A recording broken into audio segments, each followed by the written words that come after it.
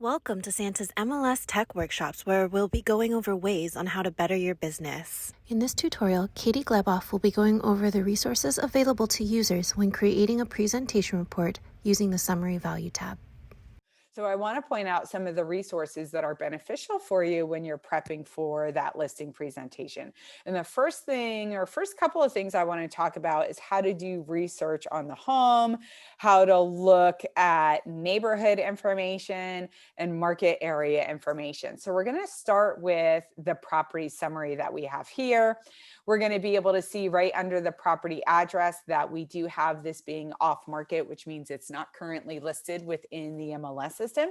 Although we do have a little tag indicator saying we do have a historic sale date back in 2002. So the property did sell or change hand about 18 years ago. We get that RVM value. So if we go back to that PowerPoint, remember that RVM value looked at public record data and local MLS active sold and off market data to determine the property's value. We're going to get the basic facts of the property. This information comes in from our public record data. So it's 2 bedrooms, 1 bathroom. It's a single family home. We get the living area, we get the price per square footage, and we get the homeowner notification. Just below that, we do have the street view as well as the overhead view. Now, when we're looking at in a street view, we do use Google for all of our property images. This is an interactive image, so I do have the ability to click into that, and then I can pan or zoom that image around. Now, keep in mind, our images are only going to be as good as Google can get us. So sometimes your image may be off center a little bit. You may have a utility truck. It could be a bad weather day. If it's a gated community or a private community, we may not be able to get that Google image for the street view if Google can't obtain it. So then we would just have that overhead view. So you do get those images.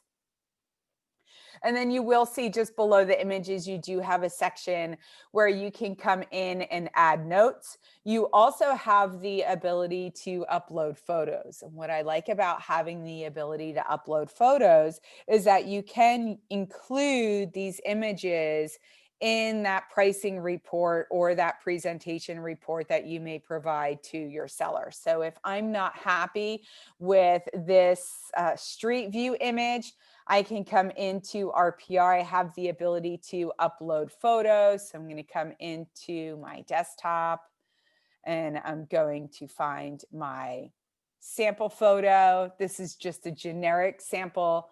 I'm going to open it. It's going to import it into the RPR platform. And then I have the ability to edit this. And now I have an option in here where I can use this for the cover page of my report. So it just allows me to set a little bit of a customization factor into my report. So you do have the ability to upload your own photos. And then just to the right of that, you will see seller's proceeds. So you have that real quick, high, low encumbrances, estimated closing cost concessions. You can save and close this and include it in your presentation report at the end. If you want to do a real quick one-off, you can save and print the form as well. So you do have seller's proceeds. You're going to get the homeowner facts, which includes the mailing address, owner name. You're going to get home facts, again, which come from public record data. So this is going to be your beds, your bathrooms, partial baths, living area, lot size, garage, heating, cooling, basement. You're also going to see you have a column here where you can validate property facts. So if any changes were done to the property, maybe you want to come in and say, hey, this is actually a 2-bath home, which is 1 full and 1 partial. I can go ahead and add that information in and save it. And then that will be available on the report that I provide to my seller. I also have the ability to add a row. So if there's additional property features, you can come in and you have the ability to add things like a fireplace, pool, traffic. If there's a unique property feature that you want to add, maybe you can come in and say, hey, I want to add that there's solar panels on this property. So you can come in and add that, hit save, and it's going to add it as a property feature. Okay, so you do have the ability to add property features. You can confirm any property facts that you need to for the property, and that gets included in your report. By the way, guys, when you're adding this information, whether you're uploading photos, you're adding additional parcel information, you're validating property facts, this information will be in RPR for you, who is the user, or your client if you choose to share that information with them. You're going to get median estimated home value. You can look at it over time. You can span it over 3 years. You can span it over 1 year.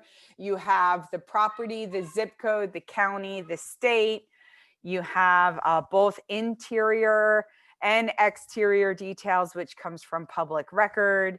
You have location details when it comes to walkability. You get zoning information for flood info. You're going to get schools based off of location. You will notice the schools are actually linked. So if I click on the school name, it's going to load and give you that school summary information. You get the ratings and you have the reviews. I'm going to go ahead and hit that back button. It's going to take us back to our property detail. We have the legal description for the property. I get a summary on mortgage information, tax information, and deed records. So right here, I get that snapshot of equity. I'm going to scroll up to the top.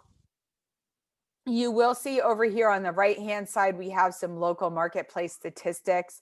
So if you're interested in median list price, sales price, 12-month change in value, days on market, we have all of those links here. So all of that information is available to you on the summary page. Now you do have on the upper right-hand side the ability to do a quick print on this information. So if you just wanted to do a real quick grab and go, you do have the ability to print this information out. I'm going to cancel it and close out of this dialog box. Other than that, if you want to get a real detailed report and you want to include those layers, right? You can navigate through these layers, and then at the end, you're going to go into create a report. So we're going to talk about printing options as we go through the presentation today.